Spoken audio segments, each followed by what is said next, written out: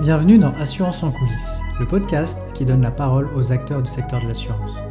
Moi, c'est Antoine Gandois, spécialisé dans le reporting Solvabilité 2 et comptable.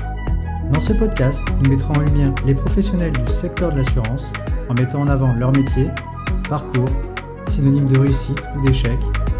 Nous aborderons également les faits d'actualité et les enjeux dans un secteur qui ne cesse d'évoluer au quotidien. Bonne écoute à tous. Comment tu as pris conscience de l'importance du personal branding dans le secteur de l'assurance ? Alors, j'ai pris conscience de l'importance de ce sujet de manière assez précoce. Ok. Parce que tu vois, je sais pas, toi, tu as le sentiment, c'est une notion qui est apparue quand ? Franchement, honnêtement, moi j'ai commencé quand je me suis dit tiens, vas-y, faut que je sois présent sur LinkedIn. Avant, j'étais un peu présent, mais en mode, je dirais, fantôme. Tu vois, personne qui va juste liker, mais qui va rien dire, qui va pas prendre position. Et j'ai commencé, soit ça fait 5-6, quand j'ai lancé le podcast, en fin de compte, je me suis dit tiens, je vais être un peu plus présent. Donc pour moi, le personal branding, je l'ai découvert avec Caroline Mignot.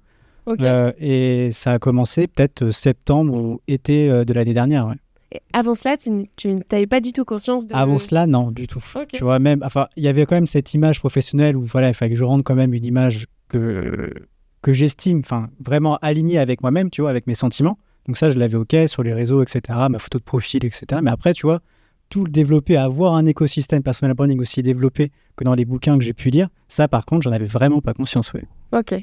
Et Caroline Mignot, ce qu'elle fait, c'est vraiment très chouette. Son livre est très chouette et ses prods aussi d'ailleurs. Moi, j'ai pris conscience de celui-là, on devait être en 2009. Et en fait, je le découvre à travers un livre qui s'appelle « Réussir sa carrière à travers le personal branding ». OK. Qui a été écrit par une personne qui est devenue un ami, qui est un consultant extrêmement talentueux sur tout ce qui est prise de décision, change management, qui s'appelle Olivier Zara.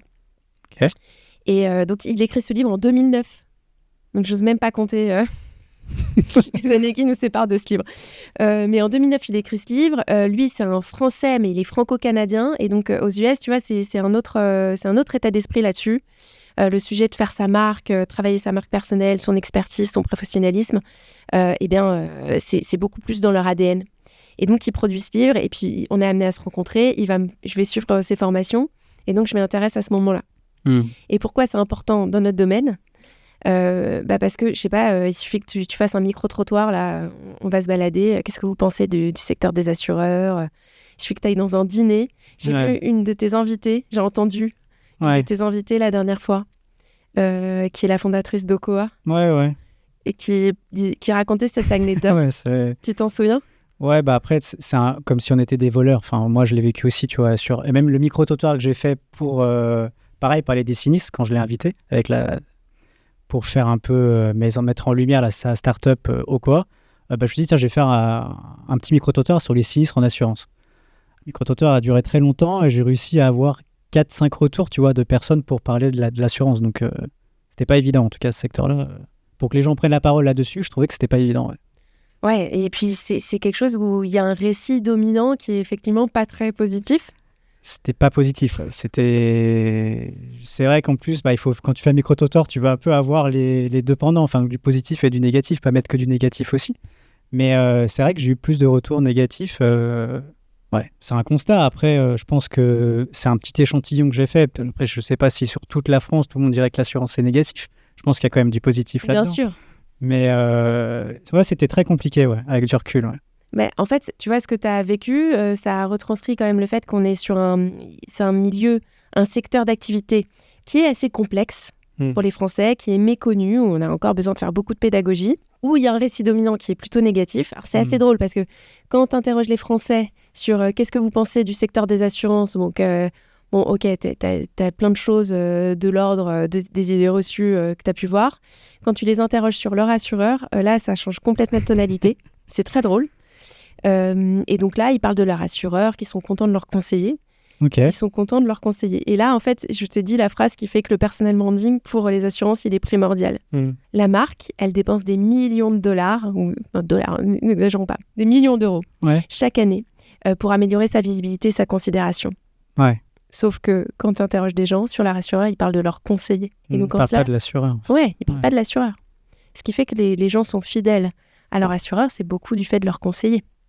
C'est lui qui va apporter l'expertise, la valeur, le conseil. Et donc là, je me dis, c'est incroyable, c'est formidable. Il faut absolument qu'on muscle la présence des agents généraux, des distributeurs, des dirigeants, des experts pour expliquer, tu vois, puis qu'on arrête de nous sortir des choses improbables sur des résiliations, des trucs. Il faut qu'on explique, il faut qu'on ait la place pour le faire. LinkedIn est un espace pour le faire, les réseaux sociaux. Donc je me dis, allons-y, c'est formidable. Pour les deux enjeux, pour vraiment un sujet plus corporate posé par les 4 dirigeants et sur le sujet plus social selling avec tous les agents généraux et les distributeurs. Et donc, j'en prends conscience à ce moment-là et j'ai monté des projets chez AXA. J'ai beaucoup accompagné des 4 dirigeants, des agents. Et c'est aussi une raison pour laquelle j'ai lancé Congruente, c'est que j'avais le sentiment qu'on n'allait pas assez vite. Ouais. J'avais envie d'innover, de proposer autre chose. Et donc, maintenant, avec Congruente, vraiment, je fais vraiment des choses très personnalisées ou en groupe qui sont différenciantes. Parce que là, ce que j'entrevois, en tout cas, dans l'accompagnement qu'on peut avoir chez les agents aujourd'hui, dans la plupart des compagnies, on leur propose des plateformes de contenu, de partage de contenu. Je ne sais pas si tu es familier de ça. Du tout. Je sais que je vois de plus en plus d'agents sur LinkedIn, entre autres, qui partagent pas mal de mêmes contenus avec la même image de marque. Tu vois, si c'est de la Massive, si c'est Generali, etc.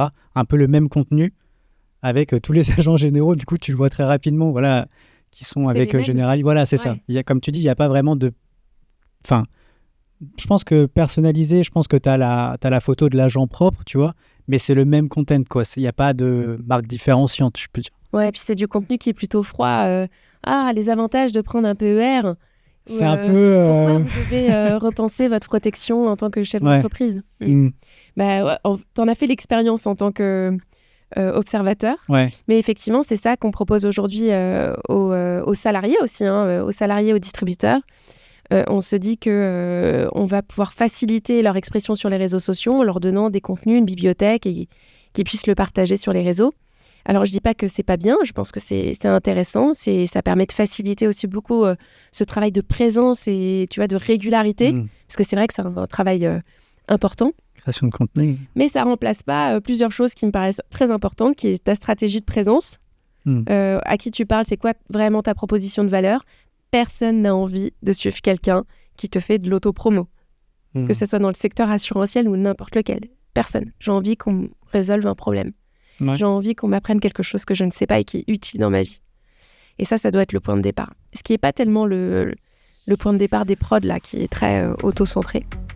Et donc, voilà, je pensais que ce n'était pas le bon chemin et que je voulais proposer autre chose, d'où cet accompagnement beaucoup plus personnalisé. Un grand merci d'avoir écouté l'épisode, j'espère qu'il t'aura plu. Pour me donner de la force, mets 5 étoiles ou un commentaire sur ta plateforme préférée et partage à ton entourage. Moi je vous dis à très bientôt dans un prochain épisode d'Assurance en coulisses.